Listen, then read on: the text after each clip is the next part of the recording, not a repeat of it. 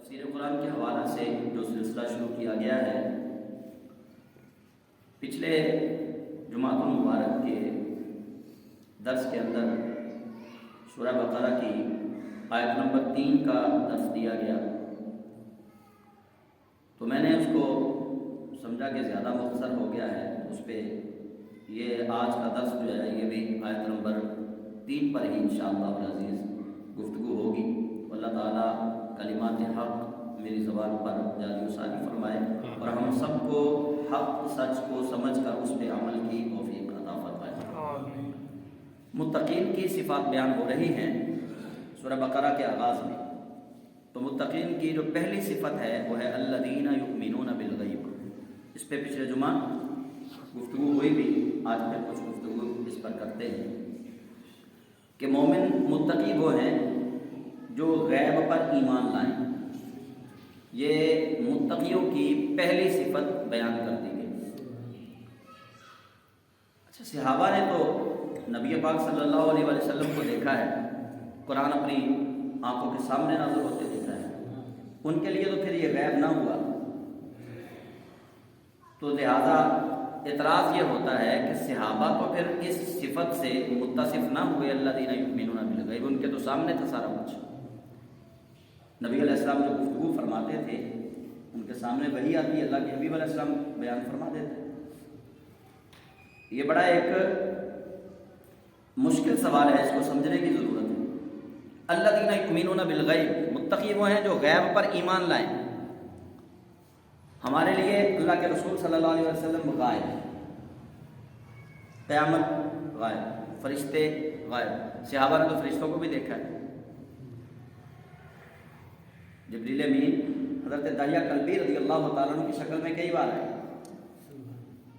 اچھا، الذین یؤمنون بالغیب پر صحابہ کیسے صادق آئیں گے؟ ان کے اندر یہ متقیوں والی پہلی صفت جو ہے یہ کیسے پیدا ہوگی جبکہ ان کے سامنے سارا دین ہے؟ تو اس کا جواب مفسرین نے یہ دیا کہ دراصل صحابہ کرام علیہم الرضوان کے سامنے جو سب سے بڑی غیب چیز تھی وہ اللہ کی ذات تھی، جس کا پیغام رسول خدا نے ان کو دیا۔ اللہ کے حبیب علیہ السلام نے فرمایا میں تمہیں کہہ رہا ہوں کہ هو اللہ احد، وہ اللہ ایک ہے۔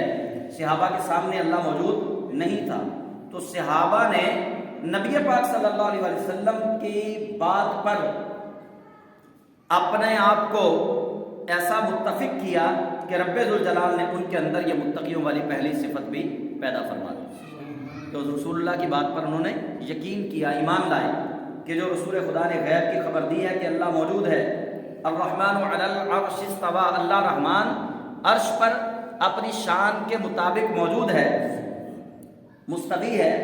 جو رسول اللہ نے خبر دی صحابہ نے اس خبر کو مان لیا، تو لہٰذا صحابہ کے اندر الذین یؤمنون بالغیب والی جو صفت ہے وہ بدرجہ اتم موجود ہے۔ پھر اس پہ ایک اور اعتراض آ گیا، اچھا چلے جی، صحابہ کے لیے تو آپ نے دلیل دے دی، پھر نبی پاک کے لیے تو کوئی چیز غیب ہے ہی نہیں، انہوں نے تو اللہ کو بھی دیکھا ہے، قیامت کی خبریں ساری رسول اللہ نے دے دی کہ قیامت سے پہلے کیا ہوگا، قیامت والے دن کیا ہوگا، اور جنت میں کیا ہوگا، جہنم میں کیا ہوگا۔ رسول اللہ کے لیے تو فرشتے ان کے سامنے ہیں، اللہ نے عرش میں بلا لیا، اپنی ذات کا دیدار بھی کروا دیا۔ الذین یؤمنون بالغیب، متقی وہ ہے جو غیب پر ایمان لائے، تو رسول اکرم کے لیے تو پھر غیب کوئی چیز نہ ہوئی، تو لہٰذا نبی پاک صلی اللہ علیہ وسلم میں متقیوں والی یہ والی صفت نہیں پائی جاتی۔ کون سی صفت؟ کہ غیب پر ایمان لانے والی۔ یہ اعتراض ہے، اس کا جواب یہ ہے کہ نبی پاک صلی اللہ علیہ وآلہ وسلم آپ متقیوں کے لیے سند ہیں۔ آپ صلی اللہ علیہ وسلم متقیوں کے لیے، متقی وہ ہے جو اللہ کے رسول جناب محمد مصطفیٰ صلی اللہ علیہ وآلہ وسلم پر ایمان لائے اور پھر وہ غیب پر ایمان لائے، وہ متقی ہے۔ رسول اللہ کے لیے یہ چیزیں کوئی معنی نہیں رکھتی محبوب خدا بن جانے کے بعد، کہ آپ پر، آپ کے اندر یہ صفت ہو متقیوں والی یا یہ صفت نہ ہو۔ رسول اللہ صلی اللہ علیہ وسلم تو آپ ایمان ہیں، بلکہ ایمان کی بھی جان ہے۔ امام محمد رضا نے یہاں پہ خوبصورت اس کی تفسیر کی، آپ فرماتے ہیں اللہ کی سرتاب قدم شان ہے یہ رسول اکرم، اللہ کی سرتاب قدم شان ہے یہ، انسان نہیں کوئی وہ انسان ہے یہ، اللہ کی سرتاب قدم شان ہے یہ۔ گویا امام محمد رضا یہ سمجھا رہے ہیں کہ تمہیں میں بتا دوں کہ رسول خدا صلی اللہ علیہ وسلم کے متعلق عقیدہ کیا رکھنا ہے۔ آپ فرماتے ہیں اللہ کی سرتاب قدم شان ہے یہ، انسان نہیں کوئی وہ انسان ہے یہ۔ قرآن تو ایمان بتاتا ہے انہیں، ایمان یہ کہتا ہے میری جان ہے یہ۔ قرآن نے محمد صلی اللہ علیہ وسلم کو کہا ایمان فلا وربک لا یؤمنون حتی یحکموک فیما شجر بینہم ثم لا یجدوا فی انفسہم حرجا مما قضیت ویسلموا تسلیما۔ قرآن کہتا ہے کہ رسول خدا صلی اللہ علیہ وسلم کے فیصلے ماننا یہی عین ایمان ہے، لیکن جب ایمان سے پوچھا نا تو ایمان کہتا ہے میری جان ہے یہ۔ تو اس لیے رسول اللہ صلی اللہ علیہ وسلم کے لیے ان صفات کو رسول خدا کے لیے شمار کرنا کہ رسول اللہ صلی اللہ علیہ وسلم میں یہ صفت نہیں ہے یہ صفت نہیں ہے، اللہ کریم نے تو رسول اللہ صلی اللہ علیہ وسلم کو سر سے لے کر قدمین شریفین تک اللہ نے اپنی شان کا مظہر بنا کر بھیجا۔ تو اس لیے رسول اللہ صلی اللہ علیہ وسلم کے لیے یہ بات نہیں کہی جائے گی کہ آپ متقی نہیں ہیں، آپ تو متقیوں کو بنانے والے ہیں۔ متقی تو بنتا ہی ہوا جو رسول اللہ پر ایمان لا کر غیب پر ایمان لائے۔ الذین یؤمنون بالغیب، اچھا یہاں پہ بالغیب کا ذکر ہے، جو غیب پر ایمان لائے۔ اب یہاں یہ بھی ایک بات میں کرتا چلوں کہ ہمارے ہاں بعض دفعہ چونکہ ہم انسان ہیں، سوالات انسانوں کے دماغ میں ہی جنم لیتے ہیں، جانور کبھی سوال نہیں کریں گے، سوالات ہمیشہ انسانوں کے ذہن میں ہی جنم لیں گے، جانور کبھی آپ سے سوال نہیں کرے گا، کیونکہ اللہ کریم نے اس کو فطرت سلیمہ عطا نہیں فرمائی، وہ عقل سلیم سے خالی ہے، یہی وجہ ہے کہ اس کو ہم جانور کہتے ہیں، حالانکہ ہم بھی حیوان ہیں، ہم بھی حیوان ہیں اور جانور کو بھی ہم حیوان ہی کہتے ہیں، لیکن فرق کیا ہے، ہم حیوان ناطق ہیں، بولنے والے جانور، ہم حیوان ناطق ہیں اور وہ حیوان ناطق نہیں ہے، وہ بولنے والا جانور نہیں ہے، جانور ہم بھی ہیں۔ تو اللہ تعالیٰ نے فرمایا الذین یؤمنون بالغیب، متقی وہ ہے جو غیب پر ایمان لائے۔ اب غیب پر ایمان لانا کیسے ہے؟ ایک تو میں نے پچھلے جمعہ کچھ عرض کیا کہ غیب پر ایمان یہ لانا ہے کہ جو دین رسول اللہ نے بتایا ہے وہ سچا دین ہے، اس کے اندر کوئی چیز مخفی نہیں، جو چیزیں ہمیں نظر آ رہی ہیں وہ بھی بالیقین سچی، جو ہمیں نظر نہیں آ رہی رسول اللہ نے ان کی خبر دے دی۔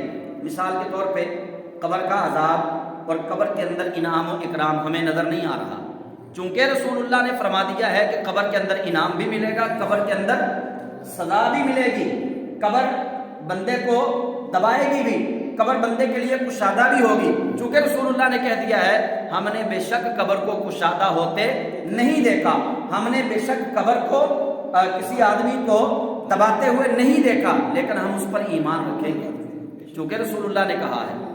ہم میدان محشر کے تمام جو رسول اللہ نے خبریں دے دی میدان محشر کے متعلق، وہاں میزان عمل ہوگا، وہاں پل صراط ہوگا، وہاں لواء حمد ہوگا، جو رسول اللہ نے کہہ دیا اس پر ہم ایمان رکھیں گے، اور ساتھ ساتھ ہم غیب کے متعلق، علم غیب کے متعلق جو نظریات ہیں ان کو بھی سمجھیں گے۔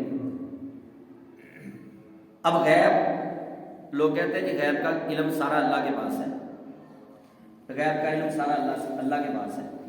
اللہ واقعی عالم الغیب ہے، یعنی جو چیزیں ہم نہیں دیکھتے، جو چیزیں ہم سے غیب ہیں وہ اللہ سے غیب نہیں ہیں۔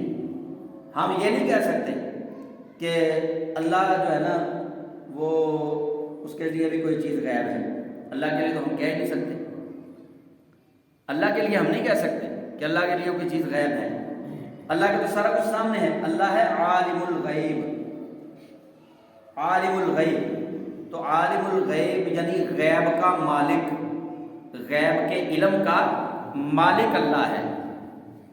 غیوب کے جو خزانے ہیں ان کا خالق، ان کا مالک اللہ ہے۔ اب اللہ کریم اپنے اس علم میں سے کسی کو علم عطا فرماتا ہے یا نہیں فرماتا، اس کے لیے ہمیں قرآن سے رہنمائی درکار ہے۔ ویسے تو ہمیں زندگی ملی ہے نا، ہم سارے حی ہیں۔ حی کا معنی ہے زندہ، اور آیت الکرسی پڑھیں تو اللہ لا الہ الا هو الحی، یہ اللہ کی صفت بھی ہے، زندہ۔ میں بھی زندہ ہوں، آپ بھی زندہ ہیں، میں بھی حی، آپ بھی حی، اور اللہ کے لیے بھی قرآن پاک میں یہ لفظ استعمال ہوا حی، یعنی اللہ بھی زندہ ہے۔ لیکن فرق کیا ہے؟ اللہ وہ حی ہے، وہ زندہ ہے جسے کسی نے زندہ نہیں فرمایا۔ اللہ خود بخود زندہ ہے، بلکہ وہ زندگیوں کا مالک ہے، وہ زندگی عطا فرمانے والا ہے، یہ معنی ہے وہاں پہ۔ تو ہم زندگی کی بھیک اللہ سے مانگنے والے ہیں۔ گویا اللہ زندگی عطا فرماتا ہے، جس طرح اللہ زندگی عطا فرماتا ہے اسی طرح اللہ علم غیب کی دولت بھی عطا فرماتا ہے۔ اب اللہ عطا تو کرتا ہے علم غیب کی دولت، لیکن کس کو؟ سوال یہ ہے کس کو؟ اس کے لیے قرآن کی طرف رہنمائی کے لیے ہم سوال کریں گے۔ قرآن بتائے گا ما کان اللہ لیطلعکم علی الغیب، اللہ عام بندے کو غیب پر مطلع نہیں فرماتا، عام بندے کو غیب کا علم نہیں دیتا۔ وَلَٰكِنَّ اللَّهَ يَجْتَبِي مِن رُّسُلِهِ مَن يَشَاءُ، لیکن وہ اپنے رسولوں میں سے چن لیتا ہے جس کو غیب کا علم عطا فرماتا ہے۔ تو الذین یؤمنون بالغیب، ہم غیب پر ایمان لانے والے ہیں، اور اس بات پر بھی ہمارا ایمان ہونا چاہیے کہ اللہ کے پاس جتنا بھی رزق ہے، جتنے بھی خزانے ہیں، اللہ کریم ان پہ کنجوس نہیں ہے، نعوذ باللہ۔ اللہ نے مٹھیاں بند نہیں کی، دستے قدرت کو بند نہیں کیا، اللہ کریم اپنے خزانے عطا فرما رہا ہے۔ یہودیوں کے اندر یہ کانسیپٹ تھا، یہودیوں کا ایک عقیدہ ہے، یہودی کہتے ہیں کہ روحانیت جو ہے یہ صرف اللہ کے پاس ہے، مطلب جو ما فوق العقل چیزیں ہیں جن کو ہم کرامت کا لفظ استعمال کرتے ہیں، معجزے کا لفظ استعمال کرتے ہیں، کسی کے اندر کوئی ایسی چیز کا پایا جانا کہ میں اشارہ کروں تو یہ دروازہ کھل جائے، میں اشارہ کروں تو یہ دروازہ بند ہو جائے، ایسی چیزیں جو عقل کے خلاف ہیں۔ تو یہودی ان کا نظریہ یہ تھا کہ اللہ کی مٹھی بند ہے، اللہ اپنا علم کسی کو نہیں دیتا، اللہ اپنا اختیار کسی کو نہیں دیتا، اللہ اپنی صفات کسی کو نہیں دیتا۔ سورہ مائدہ کے اندر ان کا یہ نظریہ موجود ہے 6 پارے میں، وقالت الیہود ید اللہ مغلولہ، اور کہا یہودیوں نے کہ اللہ کی مٹھی بند ہے۔ وقالت الیہود ید اللہ مغلولہ، یہودی کہنے لگے کہ اللہ کا ہاتھ بندھا ہوا ہے، اللہ کی مٹھی بند ہے، اللہ کسی کو کچھ نہیں دیتا، نہ کسی کو علم دیتا ہے، نہ کسی کو اختیار دیتا ہے، نہ کسی کو ملکیت دیتا ہے، نہ کسی کو وارث بناتا ہے، اللہ کسی کو کچھ نہیں دیتا۔ ید اللہ مغلولہ، اللہ کی مٹھی بند ہے۔ اب اللہ نے جواب ان کا کیا دیا؟ غلت ایدیہم، فرمایا ان کے دونوں ہاتھ بند ہیں، ان کی مٹھیاں بند ہیں۔ وَلُعِنُوا، ان پر لعنت ہو، بما قالوا، جنہوں نے اللہ پر یہ تہمت باندھی۔ وَلُعِنُوا بما قالوا، ان پر اللہ کی لعنت ہو جو کہتے ہیں نا اللہ کی مٹھیاں بند ہیں، فرمایا کہ لعنتی لوگ ہیں۔ بل یداہ مبسوطتان، اللہ کے تو دونوں ہاتھ کھلے ہیں، وہ اپنے دونوں ہاتھوں سے لٹا رہا ہے۔ سبحان اللہ۔ بل یداہ مبسوطتان، اللہ کے تو ہاتھ کھلے ہیں، رب کریم خزانے لٹا رہا ہے۔ مالک ہوتا ہی وہ ہے جو مٹھی بند نہ کرے بلکہ اپنے خزانے لٹا دے، مالک اسی کو کہتے ہیں۔ تو الذین یؤمنون بالغیب، ہم غیب پر ایمان لانے والے ہیں، اور رب قدوس کی اس شان پر بھی ایمان لانا ہے کہ اللہ اپنے علم غیب پر عام انسان کو اللہ اختیار نہیں دیتا، لیکن اپنے رسولوں کو اللہ ضرور اختیار عطا فرماتا ہے۔ دوسری صفت ہے وَيُقِيمُونَ الصَّلَاةَ، اور وہ نماز قائم کرتے ہیں، متقی نماز قائم کرنے والے ہیں۔ اس کے متعلق پچھلے جمعہ بھی کچھ معروضات میں نے پیش کی، آج پھر کچھ گفتگو کر لیتے ہیں۔ وَيُقِيمُونَ الصَّلَاةَ، وہ نماز قائم کرتے ہیں۔ تو نماز پڑھنے کی بات نہیں کی، نماز قائم کرنے کی بات قرآن پاک نے کی ہے. گویا قرآن پاک یہ بتا رہا ہے نماز پڑھنے والے بڑے ہوں گے لیکن نماز قائم کرنے والے کم ہوں گے. اقامت دین کا لفظ آپ نے سنا ہوگا، دین کو قائم کرنا. اسی طرح یہ اقامت صلاۃ ہے، اقامت نماز ہے. تو نماز جو ہمیں دی گئی ہے اس کے اندر بہت سارے حکمت کے موتی ہیں کہ ہمیں نماز قائم کرنے کے لیے کہا گیا. بزرگان دین نے تو نماز قائم کرنے کا جو طریقہ بتایا، انہوں نے کہا کہ جب تم نماز کے لیے کھڑے ہو جاؤ تو پھر دنیا کا خیال دل سے نکل جائے. پھر یہ ہونا چاہیے کہ تم یہ تصور کرو کہ تمہارے سامنے خانہ کعبہ ہے اور تمہارا دل جو ہے یہ مقام ابراہیم ہے، تمہارے دائیں جنت ہے، تمہارے بائیں جہنم ہے، تمہارے پیچھے اسرائیل ہے. پھر یہ تصور کرو، اور نماز پڑھنے کے بعد بھی تمہیں یہ خوف کھائے ہی جائے کہ پتہ نہیں میری نماز مقبول ہوگی یا مردود ہوگی. تمہارا دل خشیت الہی کے اندر مچلتا رہے نماز پڑھنے کے بعد بھی. یہ نماز قائم کرنا ہے، اپنی نماز کے مردود یا مقبول ہونے پر امید لگائے رکھنا کہ پتہ نہیں اللہ کریم میں نے جو نماز پڑھی اس کو قبول کرے گا یا نہیں کرے گا. یہ تو مجھے بھی نہیں پتا، آپ کو بھی نہیں پتا. ہم نماز کو پڑھتے ہیں لیکن یہ سند ہمارے پاس نہیں ہے کہ اللہ کریم ہماری نمازیں پڑھی جو ہے ہم نے ان کو اللہ کریم مردود فرما دیتا ہے، رد کر دیتا ہے، یا رب ذوالجلال ان کو مقبول فرما لیتا ہے. جو قرآن پاک نے کہا نا متقیوں کی صفت یہ ہے الذین یؤمنون ویقیمون الصلاۃ کہ وہ نماز قائم کرتے ہیں. گویا متقی جب نماز پڑھتے ہیں تو ان کی نماز واقعتاً ایسی ہوتی ہے کہ گویا وہ اللہ کو دیکھ رہے ہوتے ہیں. وہ ایسی نماز پڑھتے ہیں کہ ان کا دل خیالات باطلہ سے خالی ہوتا ہے، خیالات فاسدہ سے خالی ہوتا ہے. ان کے دل کے اندر سوائے یار کے کوئی اور چیز نہیں ہوتی. وہ حضرت سلطان العارفین نے جو کہا ہے نا کہ جو دم غافل سو دم کافر، یہ ہے متقی کہ جو اپنی ایک سانس کو بھی ذکر الہی سے غافل نہ کرے، بلکہ جو ان کی سانس ذکر الہی سے غافل چلی جائے وہ اس خالی سانس کو اپنے لیے کفر تصور کرے کہ یہ ایک سانس اللہ کے ذکر سے خالی چلی گئی.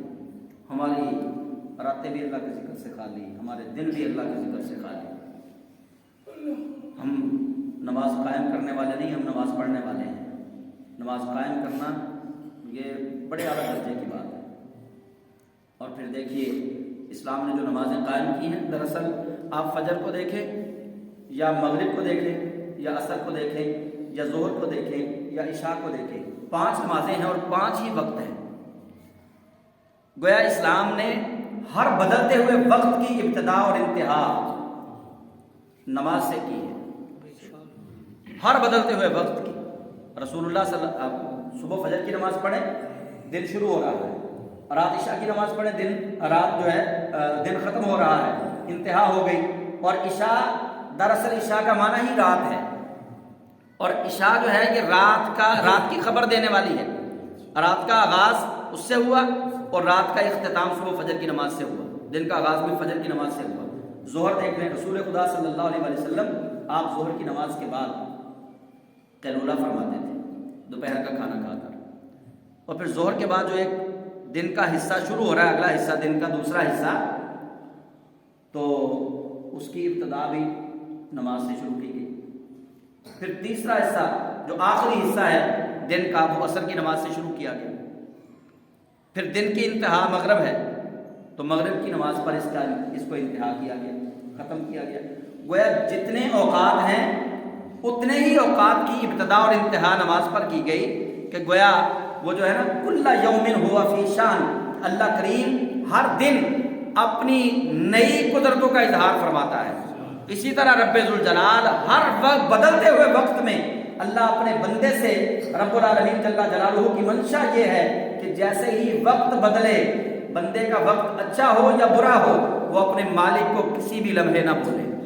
اپنے وقت کا آغاز کرے تو مالک کی یاد سے، اپنے وقت کا اختتام کرے تو مالک کی یاد سے.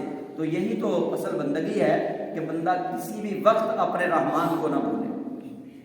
اور پھر نماز کے رموز و اسرار جو ہیں ان کو آپ جب دیکھیں فقہ حنبلی، فقہ حنفی، فقہ شافعی، فقہ مالکی، نماز کے جو طریقے ہیں نماز پڑھنے کے، ہاتھ ناف سے نیچے باندھنے ہیں یا ناف کے اوپر، اس کے اندر روایتوں میں اختلاف ضرور ہے، لیکن اچھا اگر میں اس کی ڈیٹیل کی طرف جاؤں گا تو پھر ایک نیا ٹاپک جو ہے وہ فقہ پہ وہ کھلے گا، اور اس کے لیے پھر آپ سمجھ لیں کہ 5 سے 6 لیکچر چاہیے لگاتار، مطلب ناف سے نیچے ہاتھ باندھنے پر دلائل، امام کے پیچھے آمین سورہ فاتحہ نہ پڑھنے پر دلائل، امام کے پیچھے آمین اونچی نہ کہنے پر دلائل، رفع دین نہ کرنے پر دلائل، ٹھیک ہے نا؟ تو پھر یہ الگ الگ ایک ٹاپک ہوگا، تو میں مختصراً عرض کرتا ہوں، چونکہ ہم سارے جو ہیں ہم حنفی ہیں، امام اعظم ابو حنیفہ رحمۃ اللہ علیہ آپ کے مقلد ہیں، اور مقلد کے 2 معنی ہیں، ایک مقلد کا معنی ہے لغوی، اور ایک مقلد کا معنی ہے اصطلاحی۔ لغوی اعتبار سے مقلد کا معنی ہے کسی کے پیچھے آنکھیں بند کر کے چلنا، اور اصطلاح میں کسی ماہر قرآن و سنت کی رہنمائی میں دین کو سمجھنا، یہ تقلید ہے، ٹھیک ہے؟ کسی ماہر قرآن و سنت کی رہنمائی میں دین کو سمجھنا، دین پہ چلنا، یہ تقلید ہے۔ تقلید کے 2 معنی ہیں، ایک کسی کے پیچھے اندھا دھند اعتماد کر کے چلنا، یہ لغوی معنی ہے، اور ایک اصطلاحی معنی ہے کہ ہم تقلید کس کو کہتے ہیں؟ ہم کہتے ہیں کہ کسی قرآن و سنت کے ماہر کی رہنمائی میں دین اسلام کو سمجھنا، یہ تقلید ہے۔ تو اسلام نے ناف سے نیچے ہم ہاتھ باندھتے ہیں، یہاں پہ اعلیٰ حضرت امام محمد رضا رحمۃ اللہ علیہ نے اس راز سے پردہ اٹھایا۔ آپ فرماتے ہیں کہ ناف سے نیچے ہاتھ کیوں باندھے جاتے ہیں؟ آپ فرماتے ہیں ناف سے نیچے ہاتھ دبا کے باندھنے کا حکم ہے، اس لیے کہ انسان کے دماغ تک جو شیطانی وسوسے پہنچتے ہیں نا، ان وسوسوں کا مرکز ناف کے نیچے ہے، ان وسوسوں کا مرکز ناف کے نیچے ہے، یہاں سے شیطانی وسواس اٹھیں گے، اوپر جائیں گے۔ اگر ہم یہاں ہاتھ ناف سے نیچے دبا کے باندھیں گے، توجہ سے باندھیں گے، تو شیطانی وسواس کم سے کم ہوتے چلے جائیں گے، اس کے اندر یہ حکمت ہے۔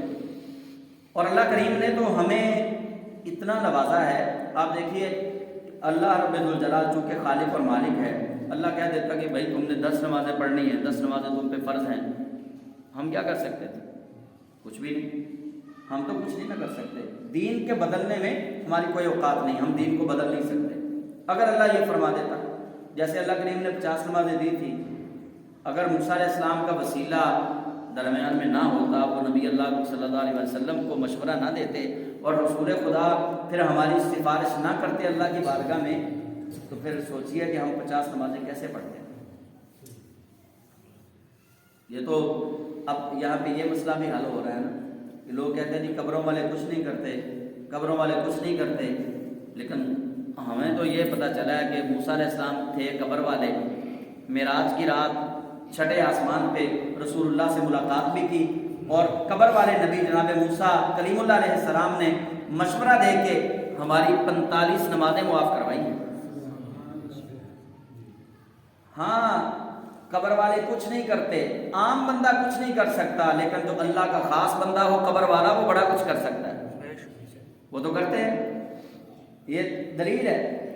اور پھر اللہ کریم نے ہمارا اجر جو ہے وہ رسول اللہ کی وجہ سے اس اجر کو کم نہیں کیا، 45 نمازیں ضرور معاف فرما دی، لیکن اجر کم نہیں کیا۔ فرمایا محبوب تیرے ساتھ تو الفت والا تعلق ہی ایسا ہے کہ تیری امت کے لیے میں نے اجر و ثواب کے سمندر بہا دیے ہیں کہ حبیب تیرے امتی ایک نیکی کرے تو اسے 10 نیکیاں دیتا ہوں، ایک نیکی میں 10 نیکیاں۔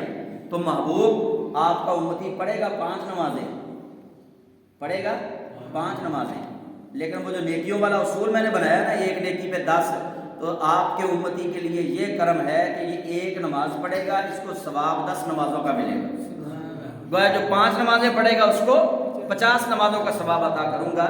تو اللہ کریم جل جلالہ نے الذین یقیمون الصلاۃ فرمایا متقی وہ ہے جو نماز کو قائم کرے، یعنی نماز سے پہلے کون سی شرائط ہیں، نماز کے اندر کون سی شرائط ہیں، نماز پڑھنے کے بعد نماز کو مقبول کروانے کے لیے کون سی شرائط ہیں، ان پر عمل پیرا ہو جائے وہ نماز کو قائم کرنے والا ہے۔ اور پھر اگلی تیسری صفت فرمایا بھائی وَمِمَّا رَزَقْنَاهُمْ يُنْفِقُونَ.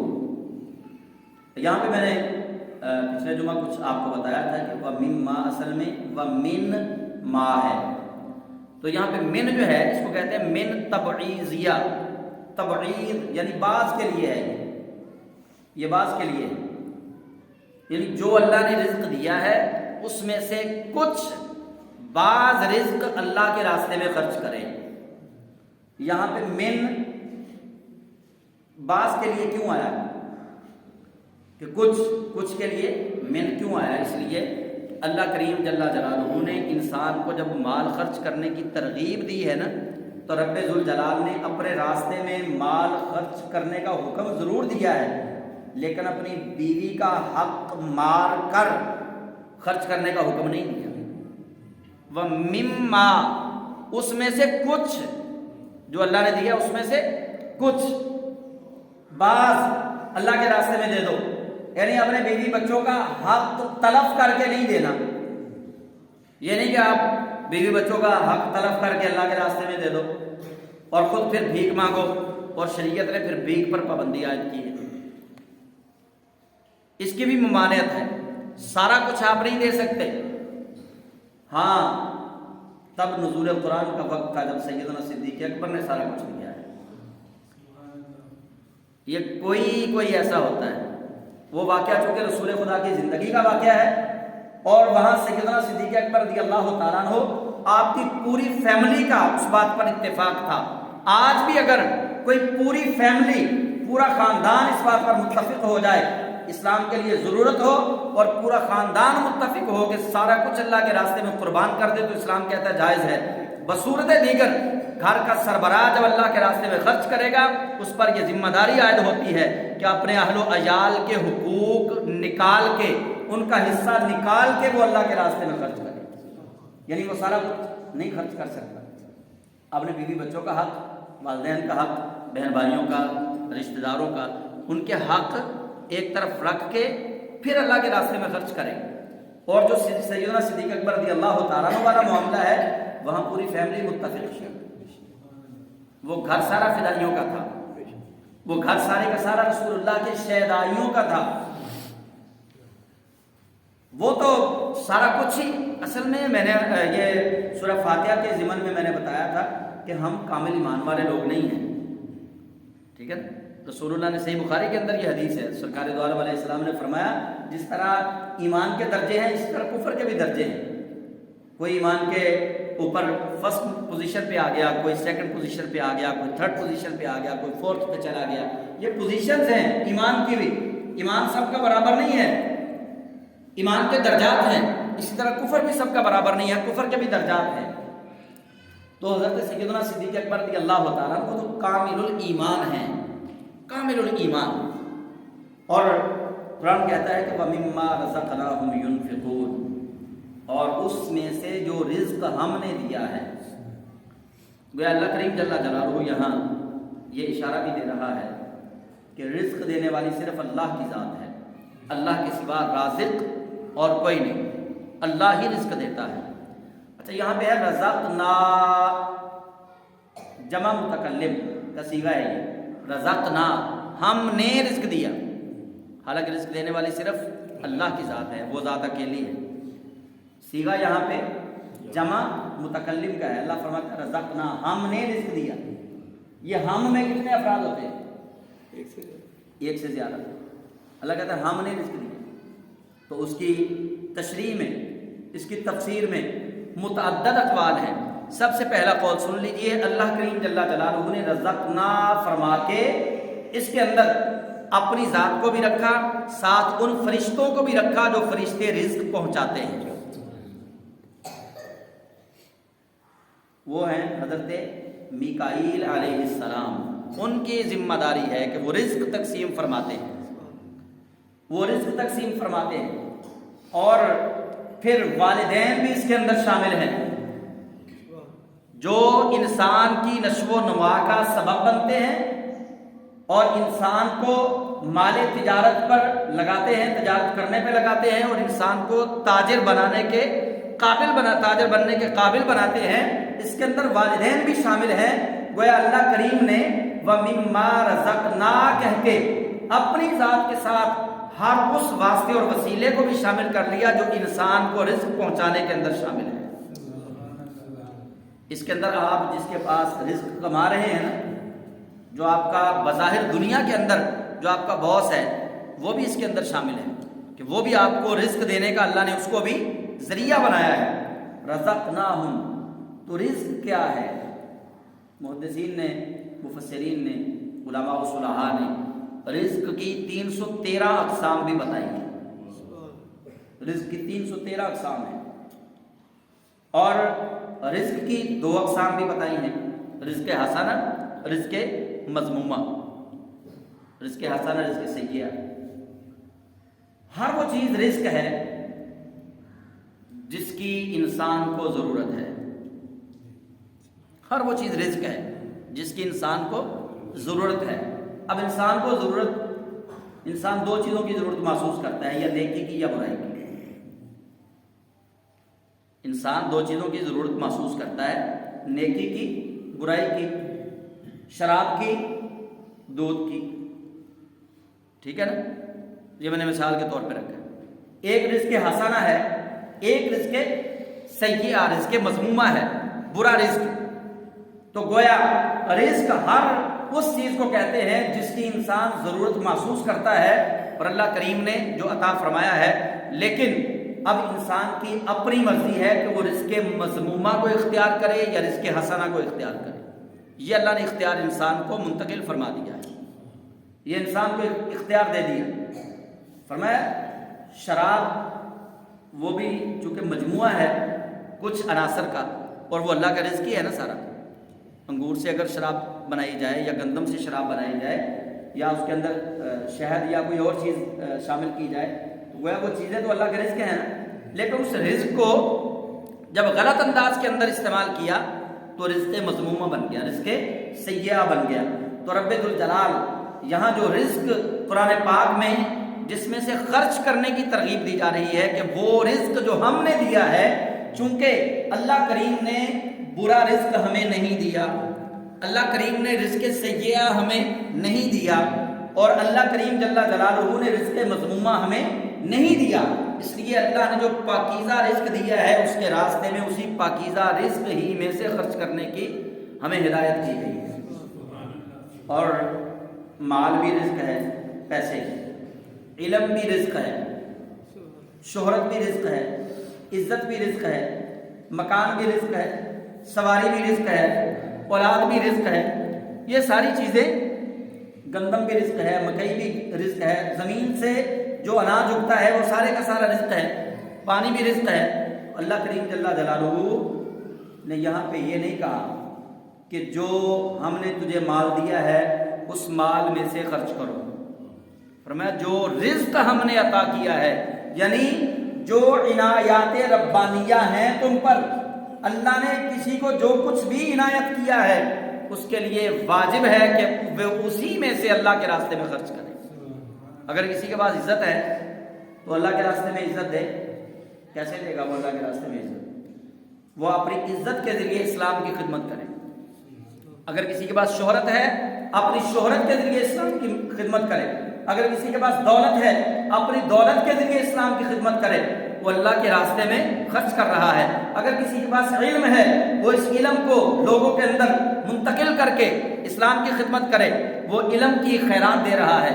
اگر کسی پہ فضل ہے وہ فضل لوگوں کو دے کر اپنے فضل کی خیرات کرے۔ وہ اللہ کریم جل جلالہ نے جس کو جو عطا کیا ہے وہ اس کی خیرات دے۔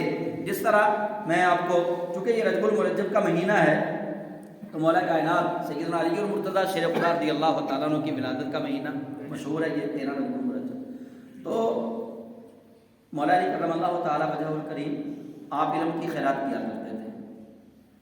اللہ کریم نے ان کو خاصہ دیا تھا کہ رسول اللہ علیہ السلام نے فرمایا انا مدینۃ الحکمت و علی بابھا، میں حکمت کا شہر ہوں، علی اس کا دروازہ ہے۔ اب میں سخاوت کی بات کرنے لگا ہوں۔ دراصل یہ جو قرآن پاک نے متقین کی صفات بیان فرمائی ہیں، یہ 4 صفات ہیں جو پہلی، یہ چاروں کی چاروں ہی رسول خدا کے 4 یاروں میں آپ کو سب سے پہلے نظر آئیں۔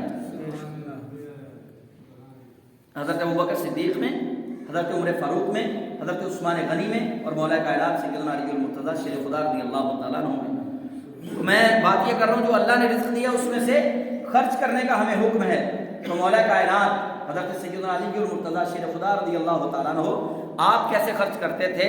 آپ ایسے خرچ کرتے کہ حضرت سیدنا عمر رضی اللہ تعالیٰ عنہ امیر المومنین، خلیفہ ثانی رسول اکرم صلی اللہ علیہ وسلم، حضرت عمر فاروق رضی اللہ تعالیٰ عنہ ان کی علم کی سخاوت کا ذکر یوں کرتے ہیں، آپ فرماتے ہیں لولا علی لا ہلاک عمر، فرمایا اگر دینی مسائل بتانے میں، مسئلے حل کرنے میں علی نہ ہوتا تو عمر ہلاک ہو جاتا۔ مولا علی علم کی سخاوت کر، وہ سخاوت کیسی تھی؟ میں ایک مثال اس کی دے دیتا ہوں کہ معاملہ آ گیا حضرت عمر فاروق کی عدالت میں رضی اللہ تعالیٰ عنہ، دو خواتین کا۔ ایک خاتون کہتی ہے جی بیٹا میرا ہے اور بیٹی اس کی ہے، دوسری کہتی ہے نہیں یہ جھوٹ بولتی ہے، بیٹی اس کی ہے بیٹا میرا ہے۔ دو خواتین تھی، بچے، ان بچوں کی ولادت ہوئی، جس کے ہاں بیٹی ہوئی اس نے اپنی بیٹی اٹھائی دوسری خاتون کے ساتھ لٹا دی، اس کا بیٹا اٹھایا اپنے ساتھ لٹا دیا۔ اب یہ مسئلہ بڑا مشکل تھا، عدالت سیدنا عمر فاروق رضی اللہ تعالیٰ عنہ مسئلہ آ گیا۔ تو حضرت عمر رضی اللہ تعالیٰ عنہ آپ پریشان ہو گیا، آپ نے فرمایا اس کا فیصلہ کیسے کیا جائے، یہ بڑا مشکل اور دقیق مسئلہ ہے۔ دونوں یہ کہہ رہی ہیں۔ آپ نے مولا کائنات سیدنا علی المرتضیٰ رضی اللہ تعالیٰ عنہ کو یاد کیا تو سرکار علی المرتضیٰ شیر خدا رضی اللہ تعالیٰ عنہ تشریف لے آئے۔ جب آپ آئے تو حضرت عمر رضی اللہ تعالیٰ عنہ نے کہا جناب یہ بڑا مسئلہ مشکل ہے، میں تو پریشان ہوں، اب فیصلہ کیسے کیا جائے؟ دونوں خواتین کا یہ کلیم ہے، دونوں کہتی ہیں بیٹا میرا ہے، بیٹی لینے کو دونوں میں سے کوئی تیار نہیں۔ تو مولا علی کرم اللہ تعالیٰ وجہہ الکریم آپ فرمانے لگے یہ کون سا مشکل مسئلہ ہے، یہ تو قرآن پاک نے حل کیا ہوا ہے مسئلہ۔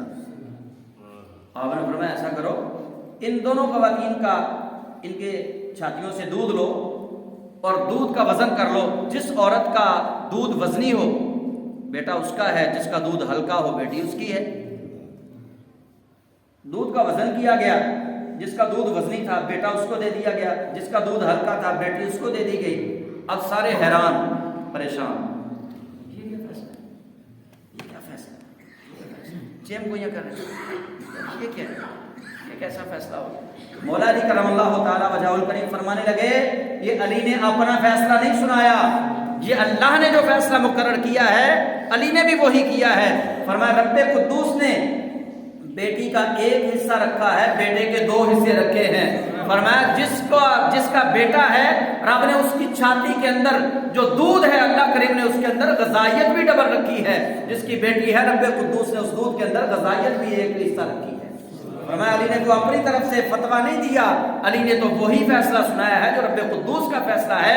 جب یہ مسئلہ حل ہوا اور جس کی بیٹی تھی بیٹی اس کو دے دی گئی، جس کا بیٹا تھا بیٹا اس کو دے دیا گیا، دونوں فریقین گھر چلے گئے۔ تب حضرت عمر فاروق رضی اللہ تعالیٰ نے کہا کہ لولا علی لہلک عمر، آج اگر علی نہ ہوتا تو عمر ہلاک ہو جاتا۔ یہ علم کی خیرات ہے، یہ علم کی تقسیم ہے۔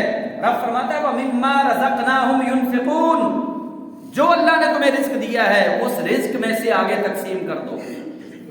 اور پھر جب آپ تقسیم کریں گے نا کوئی بھی چیز ہو تبھی آپ کے پاس نیا رزق آئے گا، جب آپ تقسیم نہیں کریں گے تو رزق نہیں آئے گا۔ مثال سمجھ لیں،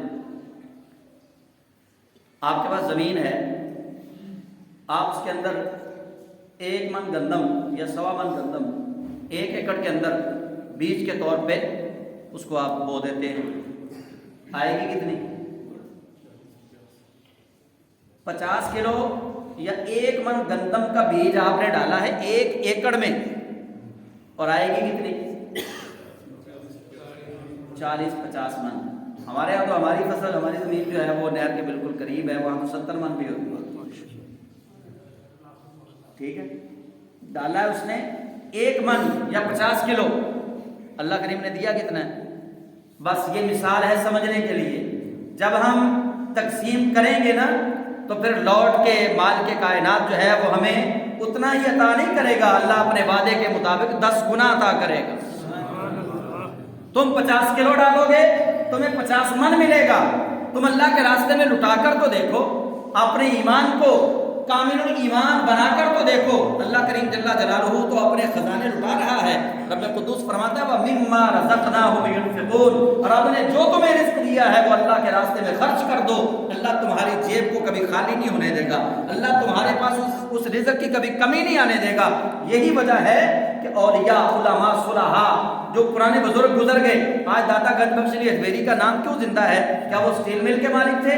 کیا وہ کسی جناب والا ملک کے بادشاہ تھے؟ نہیں نہیں، ان کو لوگ جو ہدیے دے کر جاتے، لوگ جو ان کو تحائف دے کر جاتے، شام تک وہ سارے کے سارے اللہ کے بندوں میں تقسیم فرما دیتے۔ یہ تمام بزرگوں کا یہی نظریہ رہا ہے، تو رب قدوس نے پھر کمی نہیں ہونے دی۔ آج آپ دیکھ لیں کتنے لوگ ہیں جو داتا دربار پہ لنگر کھاتے ہیں، اصل تو حقیقت میں وہ رزق دینے والی اللہ کی ذات ہے نا، لیکن رب قدوس نے ان بزرگوں کی اس سنت کو جو وہ لوگوں میں کھانا تقسیم کرتے تھے، جو آ جاتا لوگوں میں تقسیم کرتے تھے، اللہ نے ان کے اس طریقے کو زندہ یوں کیا کہ آج لوگ جناب وہاں پہ رزق لے کر جاتے ہیں اور غربا مساکین میں تقسیم فرماتے ہیں۔ وَمِمَّا رَزَقْنَاهُمْ يُنْفِقُونَ، اللہ فرماتا ہے جو رب نے تمہیں رزق دیا ہے اس میں سے اسی کے راستے میں دے دو۔ تو بابا جی اشفاق صاحب کہا کرتے تھے کہ کیڑا اپنے کو دینا ہے وہ دیتے جو دینا ہے، تو جو پھر اس کے دیے میں سے دے اللہ پھر کمی نہیں کرتا۔